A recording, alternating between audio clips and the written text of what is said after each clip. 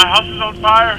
Sir, can you tell me My your mom is dead. I don't know what happened to her. Sir. Please send somebody. I need help. Sir. In 2012, a young man in Tennessee spent some time with his family at a movie theater. When they would return home later that night, their lives would change forever.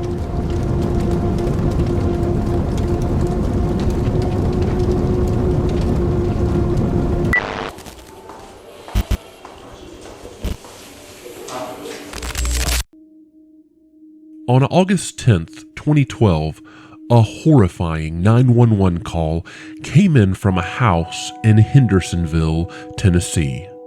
When the fire department arrived, they worked quickly to put out the fire and make it safe for police to begin investigating. 911, what's the address of your emergency? My house is on fire. Sir, can you tell me your My address? mom is dead. I don't know what happened to her. Sir. Please send somebody. I need help. Sir, can you tell me your I need address? help. Can you tell me your address? When police entered the home, they found a woman who had been bludgeoned to death and bloody footprints going all throughout the house.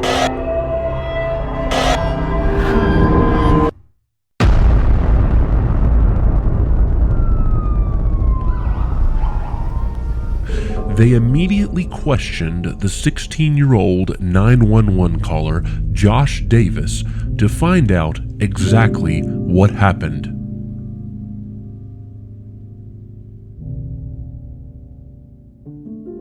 "46-year-old Melanie Davis stepped out of the car with her two sons, Josh, 16, and Zachary, 15, to head into the local movie theater to watch The Amazing Spider-Man. Everyone seemed excited to take a night off as a family and enjoy time together.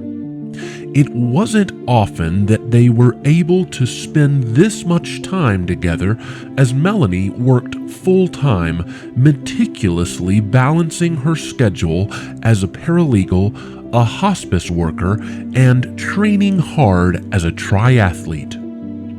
The oldest son, Josh, followed in his mother's footsteps by playing sports and training as an athlete.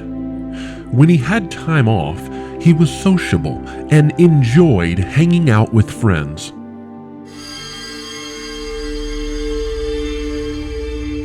Zachary, who was only 15, was different. People in his class described him as an introvert who preferred to be left alone, often immersed in his own thoughts.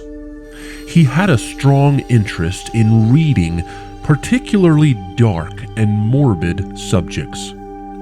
This solitary nature extended to his home life, where he would go to his room to think and would request not to be bothered.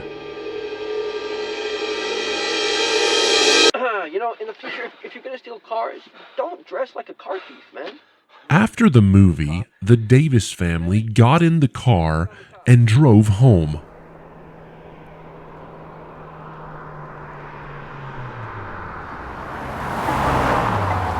As usual, Zachary headed to his room and shut the door. Melanie, exhausted from a long day of work and fun, decided to go to bed early. Josh went to text some friends and then relax in the game room, where he eventually fell asleep.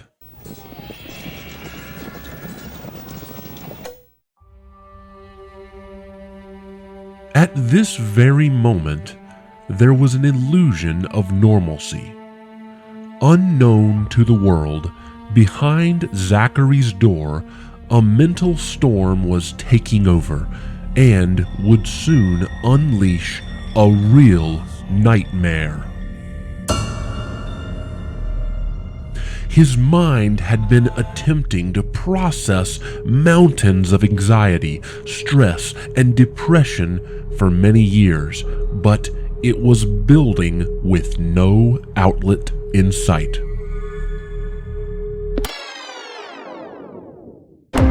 2007, Zachary's father, Chris Davis, died from ALS.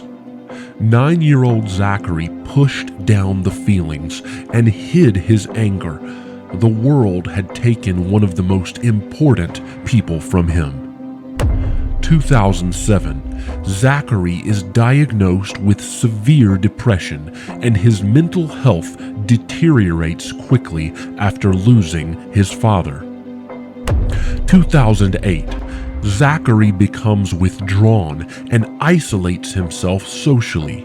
People begin ignoring him, and some make fun of him, which exacerbates his mental health issues.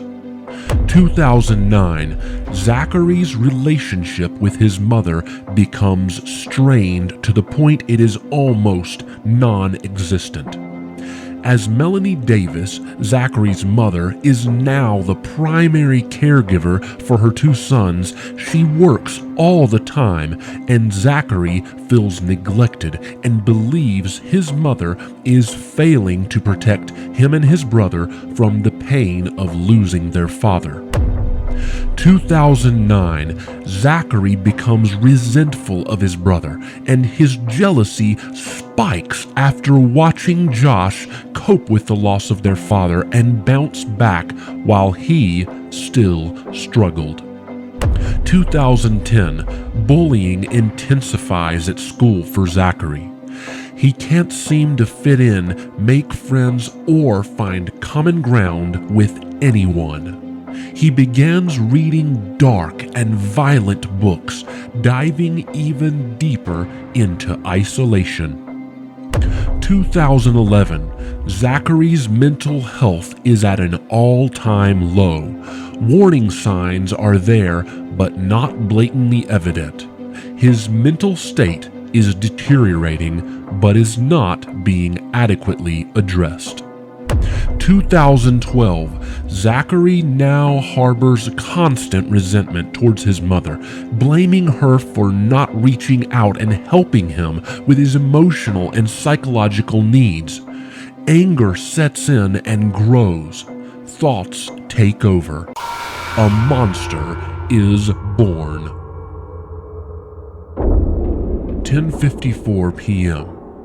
After spending some time in his room contemplating his next action, Zachary Davis stands up, reaches under his bed, takes out a sledgehammer, and walks over to his bedroom door. The house is quiet. Zachary knows that his family is asleep.